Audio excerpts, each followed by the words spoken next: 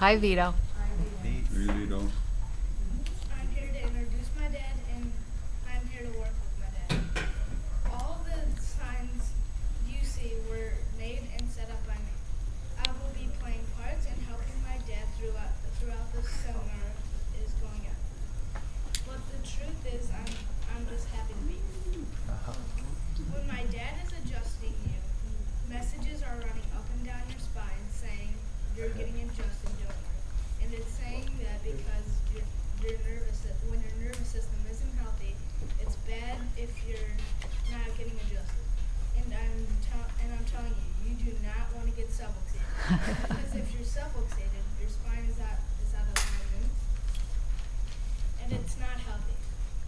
And make sure to get adjusted at least once a week at my dad's office in Cicero, New York, located in Syracuse, New York. So sit back, relax, and enjoy the seminar. Now please put your hands together for Joe Borio!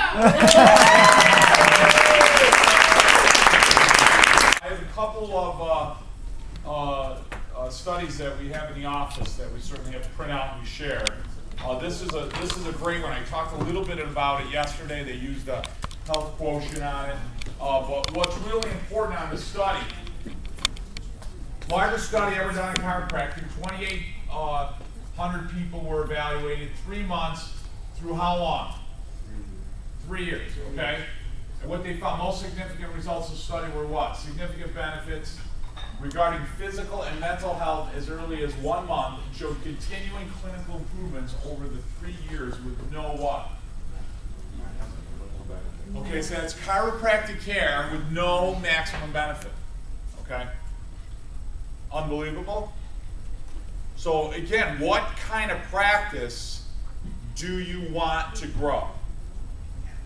You know, I want to grow lifetime family wellness practice. I know that if mom and dad are under care, then they have a healthier what? Why? Why is that baby healthier? It impacts, well, I mean, even from a DNA level. Yeah, why? Why do you say that, Well, Dr. Tim? impact the mom and dad's ability to produce better DNA, better quality. You say that. Can you come up with something? That sounds good, esoteric. there is a Who are you going to adjust me? You're going to crack my back? It's going to help that. Like what? What are you going to go to? What study are you going to go to? I can't think of the name. Who said it? Serum thiol level, right? Kent, right? Okay, so there's a great study, right? Yeah, absolutely. Okay, so there's some research. I'm not trying to give you a hard time, but there's research out there. Number one, you shouldn't have heard of a study, know the study, own the study. Why? Because your level of certainty has an enormous degree on what?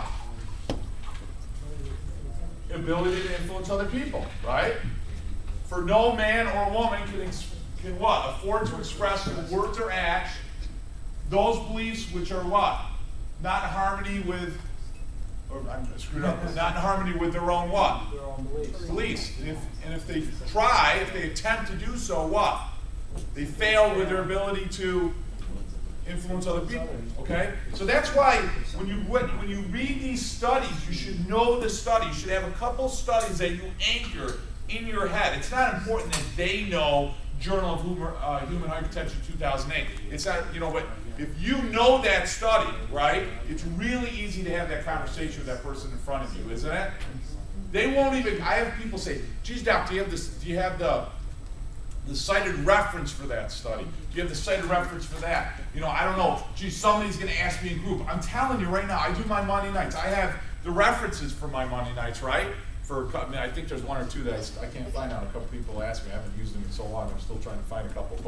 But the point is, no one ever asked me. I've never had a person in my Monday night go, excuse me, could I have the footnote reference for the, nobody asks you that. But if you get up there and you're all, uncertain of yourself, they're going to ask you. You see the difference? Which is huge. Important study. Why is this important? What's the influence that I have on the rest of the people with that study for lifetime care? Why? What is it? Continue to get better. So how vitalistic is that? It's not preventative. It's not allopathic. I'm not trying to keep you below a threshold for symptomatic care. That's preventative. That's medical and mindset. What's vitalistic mean? There's an entity, non-local, right? Vitalistic comes from Aristotle, right? There's a vital force that doesn't necessarily reside mechanically in the body, yes? That what? Is constantly expressing itself to what? To the matter. What's it doing? It's rejuvenating, reinventing, what? Organizing the matter. It's creating it all the time. If I'm sick, I'm recreating. If I take an x-ray of you and you have a tumor, right, and I take an x-ray of you in a month, you've recreated the tumor. Every day you're recreating it. You follow what I'm saying? So if I could change, does your body, does your innate want you to have a tumor? No, the tumor is probably an expression of what? A loss of innate. You've got some rogue cells. The cells or tissues in your body what? Did whatever they wanted to do because nothing was telling them what to do. Right? So then some illness develops. The illness that develops in you is going to be different than you with a misalignment. How dare you say T7 is going to do this exactly? I don't know what it's going to do. I don't know that your problem is a result of that being out of alignment anyways. I really don't know. Get used to saying that. I don't know. But what? This is what? This is sick and this is healthier, right? This is sick. We know now if you lose mobility, right? We talk about sympathetics, inhibition, and so forth. This is sick, right? This is what? This is healthy, right? I'm just trying to get you, that's all I know. This is sick, this is healthy. If I get you from here to here, you're what? Healthier. Who cares if it gets rid of your diabetes or your migraines? It doesn't matter. We know you're sicker this way. It's going to lead to something, right? So you have to get used to having that conversation with people. Like I said yesterday, we get ourselves in trouble because we put ourselves out as a treatment, as a cure for a particular problem. Does everybody that has a low back problem get better with your care?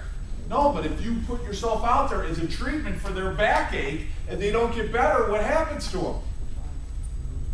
If you put them under treatment for their backache and they get really healthy or better, what happens? Many people leave. So how does that win? It doesn't. They're healthier because of this. That's the power of studies like this.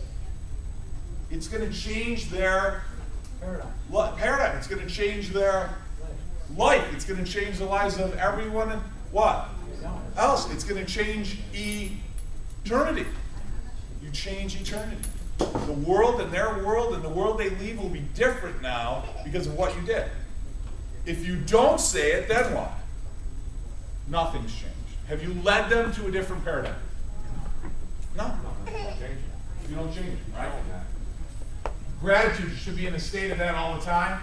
Best place to start your morning. In a very humble way, whether you got to pray to a particular guy, whatever your deity is, whatever, it doesn't matter, it's meaningless to me. There's something there, you've got to admit that, right?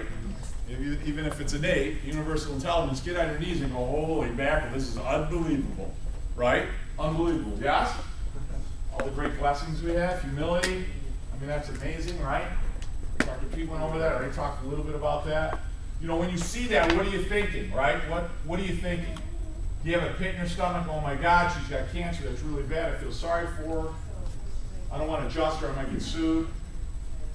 You know, are some of you guys thinking that? You know, get out there, talk about it. Talk to them about what may have caused that, right? What is your intensity and intention, right, of thought? Can I help him or her? You know, breast cancer, life-threatening cases. Why they get sick? Almost always. I know you got a few genetic issues there that you can pull out that. Didn't take care of themselves. Was what? Who said? Didn't take care of themselves. Didn't take care of themselves. Bottom line, end of story. Yes? Are they victims? Don't you get sick of hearing victims? Cancer victim. You know, I don't mean to be insensitive to the fact you got cancer, but you're not a victim, right? I mean, why are you sick? You don't look at people with rotten teeth and go, oh my God, they got horrible genetics. Isn't that awful? Like, you don't say that, right?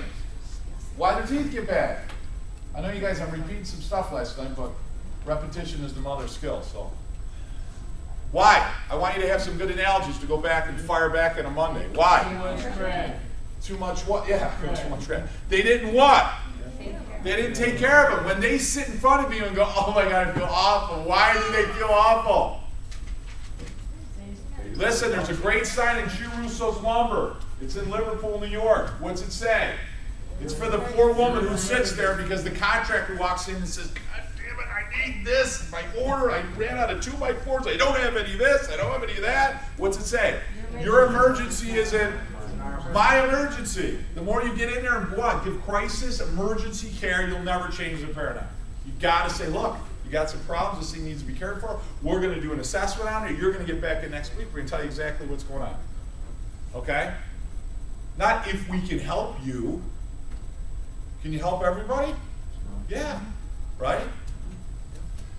Stop trying to be the doctor for everybody, right? A dental hygienist can't help them with what? Cancer. They're not going to help them with their heart. I mean, right? If they're walking in, they're not going to ask them about their knee, right? They don't, the dental hygienist or the dentist doesn't walk back and go, oh my God, I don't feel fully satisfied as a doctor in my field because I can't help them with their knee problem. So this weekend I'm going to take an orthopedic course to learn how to treat knee and meniscal tears. Is that what they're thinking? No. In fact, most people would never, though I know they do because I have dentists in my office, but maybe some people will, but most people don't even ask the dentist about their what? Their needs, right? I mean, for the most part. True or true? Right? So we have to get to that point. You know what? What you offer, no one else does. What you offer, no one else does. It doesn't mean you don't have to eat good and exercise and probiotics and omega-3s. I'm not denying the necessity of any of that. It's vital. It's important for your body. But that particular moment isn't what you do. Dr. Matt was talking about it. You don't need a license to do all that other stuff. Right? No one does what you do. You can get in, put your hand on an atlas, and change their neurology and allow their body to reorganize the matter and cellular function in an instant. Who else does that? Towards the way the body is supposed to what? Work. No one else does it. In a second. Who can do that? Right? So why would you want to even think about doing the other stuff? Right? Get excited about it.